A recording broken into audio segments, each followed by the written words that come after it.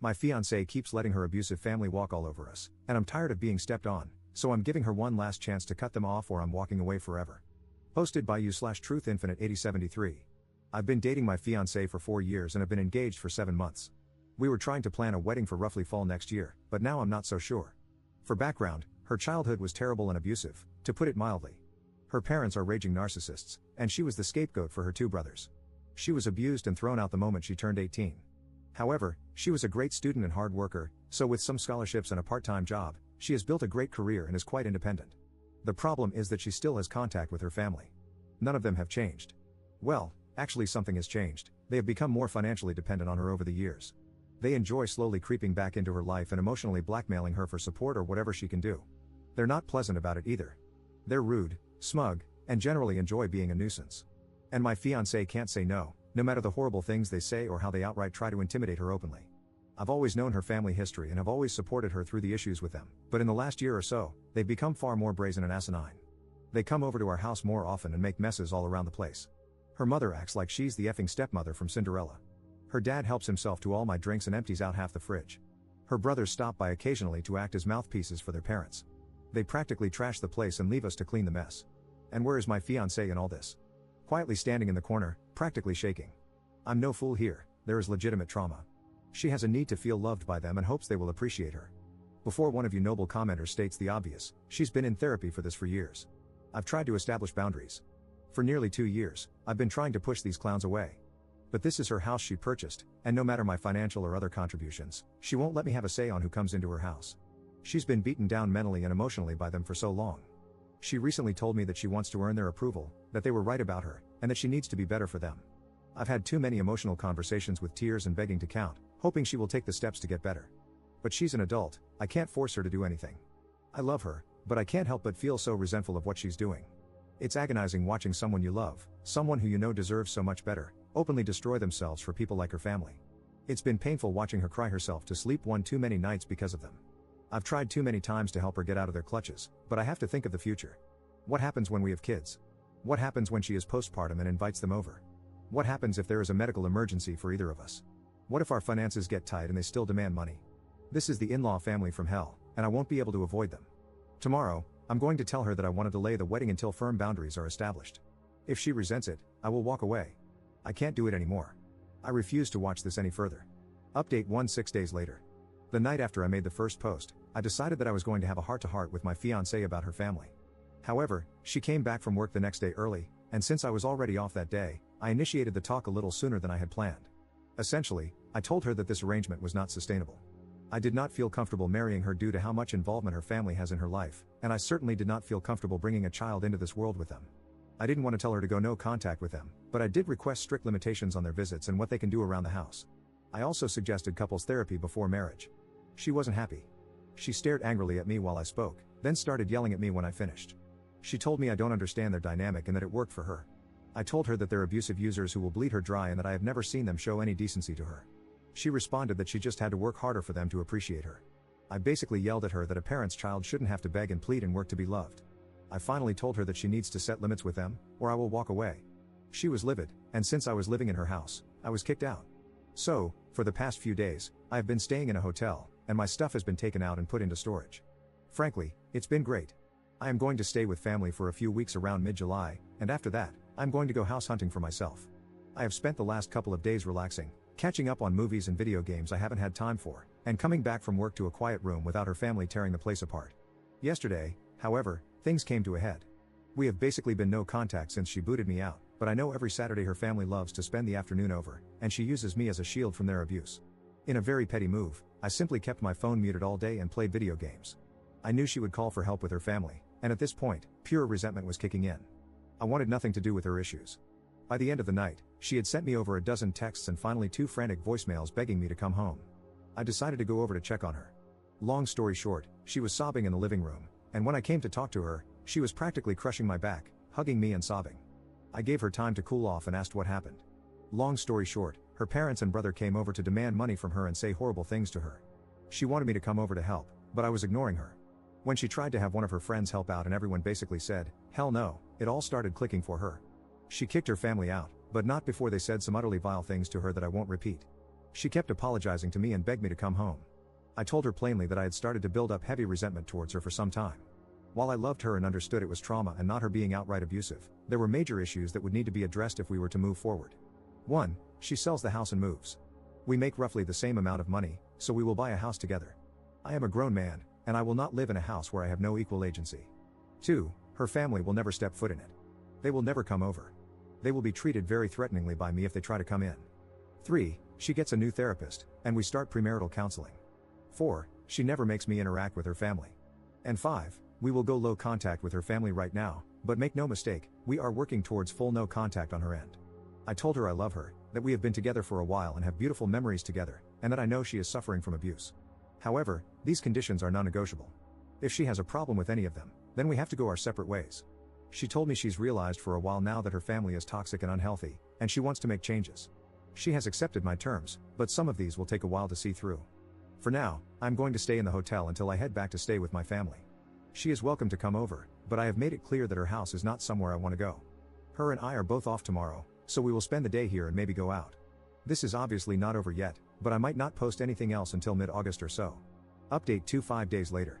Despite all intentions of not updating until much later, with the hopes of an improved relationship with my fiancé and her establishing boundaries with her toxic family, we are now broken up.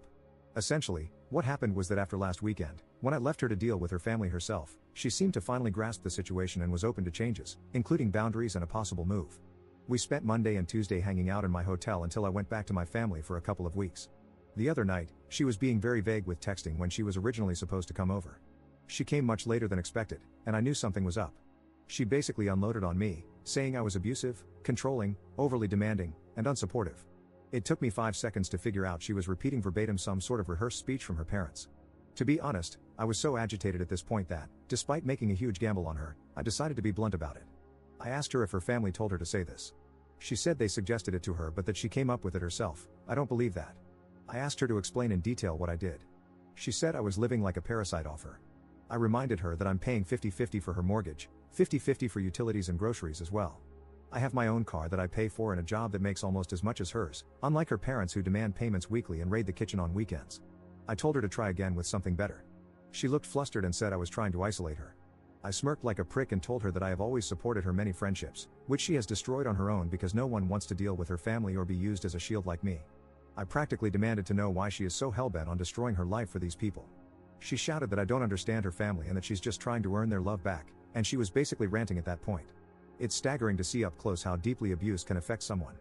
I've ventured into a few subreddits to get perspectives, and if you're familiar with them, you'll see how people who are victims of abuse by their own family can be so utterly broken that they truly believe they are the problem and deserve the abuse. That's how she was.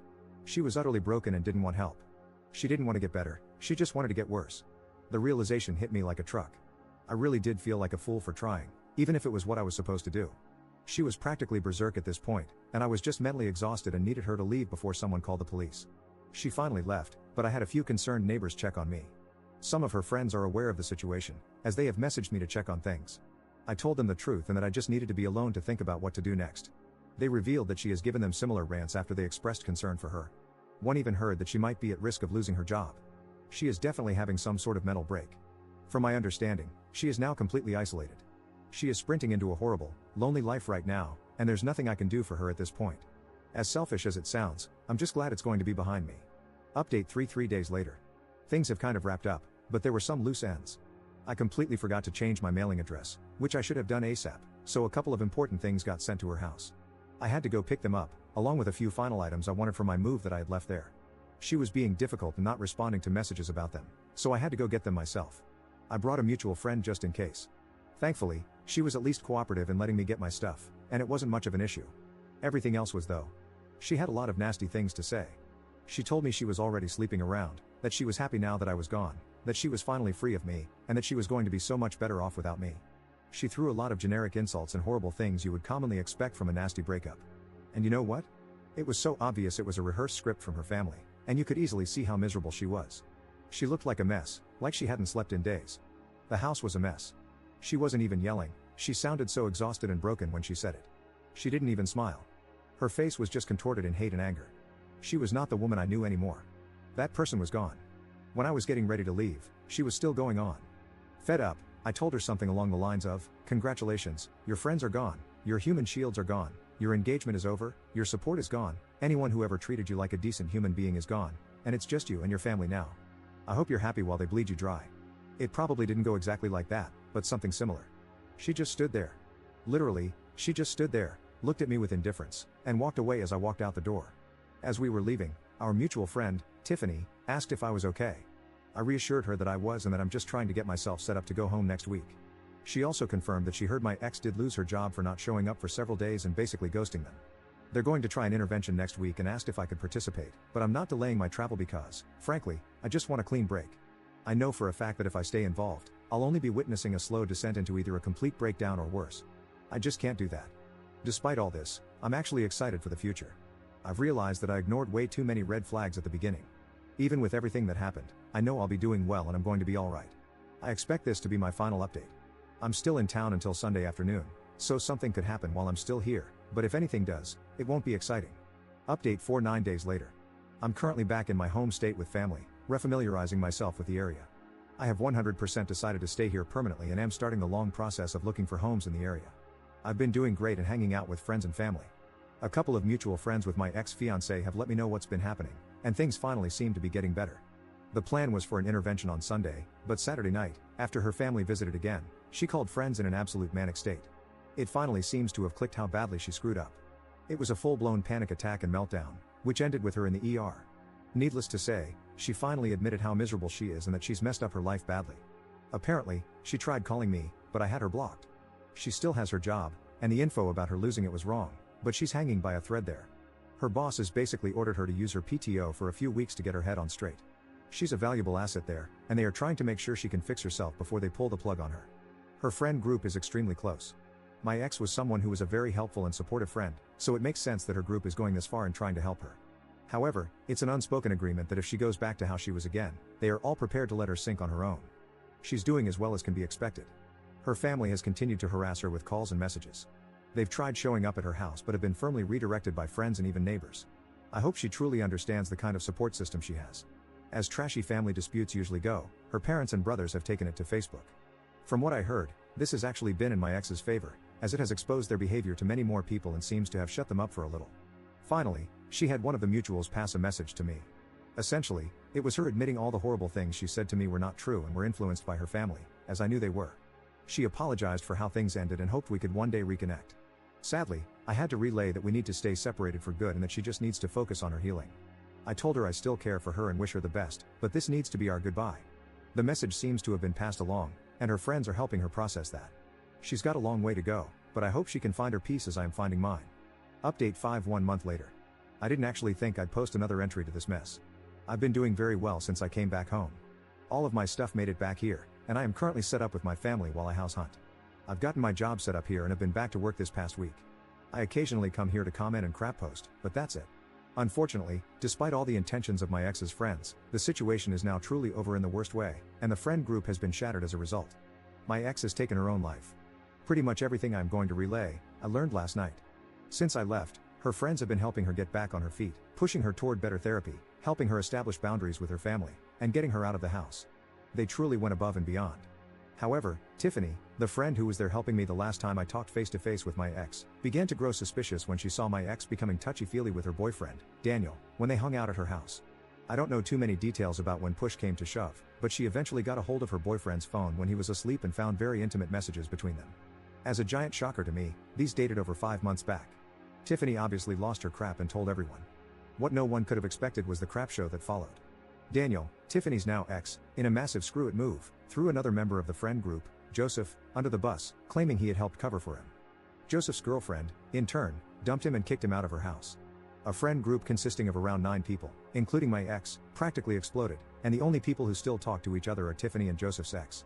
Mind you, as I was being told this, I was informed that although I have been away for around a month, all of this happened literally in the first week. Immediately, my ex lost her entire support system and was essentially fully blamed for everything. This only exacerbated her already declining mental state. Of course, everyone wanted to know why she did all that to one of her best friends. She just gave the usual spiel about how they had grown close, he was a good support system for her, and, of course, she had told her family about him, and they approved of him instead of me. The night I left her house to go to my hotel, she then invited him over. Apparently, Her endgame was to leave me for him eventually. However, he wouldn't leave Tiffany for her, and he utterly loathed hearing about her family, so he obviously wouldn't go for anything more than a secret affair. I truly imagined I would be far angrier than I was, but I had already begun to move on. I had recently done a full health exam at my new doctor's office and received a clean bill of health, including no STDs, so I didn't have to worry about that. Frankly, it just wouldn't do any good at this point. I was told that I wasn't informed earlier because, honestly, no one knew how to drop that on me so late in, which I understand. So yeah, my ex was completely ostracized, even by Tiffany's ex, who just outright disappeared. She was blocked and left to deal with her problems herself. Tiffany only knew that she had finally lost her job for good and basically spent all her free time with her family over. They had finally won, in a way. 2 nights ago, it was discovered that she had taken her life in her home. Her family found her. One of the members of the old friend group who lived nearby showed up at her house when the medical team arrived. Her family was there and seemed like they couldn't care less. Tiffany called me last night just to give me a heads up. There were several notes, and she as delicately as possible asked me if I would want mine just for closure. I really don't know what to do about that. I am feeling so much mental whiplash right now. I truly never knew this woman at all. Over the past month I've been home, I've had to accept that she was abusive in the relationship, putting me through hell with her family. Now it seems like that was a way to try and drive me off so she could be in the arms of another man her family seemed to like. Which, frankly, makes me even more confused. What did he have that I didn't? Did they just enjoy messing with her life? Was anything with her real? Was anything with the group of people I spent years of my life with even real? Being back here is the best decision I've ever made, and now I have full confirmation of that. I can start some therapy to process this mess, spend time with an actually trustworthy group of people face to face instead of online, and I have family close by for support. But yeah, this is going to mess with me for a long time. Commenter. Op. Do not read the letter. It will do you no good. Give it to your therapist to read, and have them reseal it in another envelope. Let them decide, based on your mental health, when or if you should ever read it, or if it should remain unread and be burned. Op's response. I'm not going to bother with the letter or anything else regarding them. It's time to move on with my life.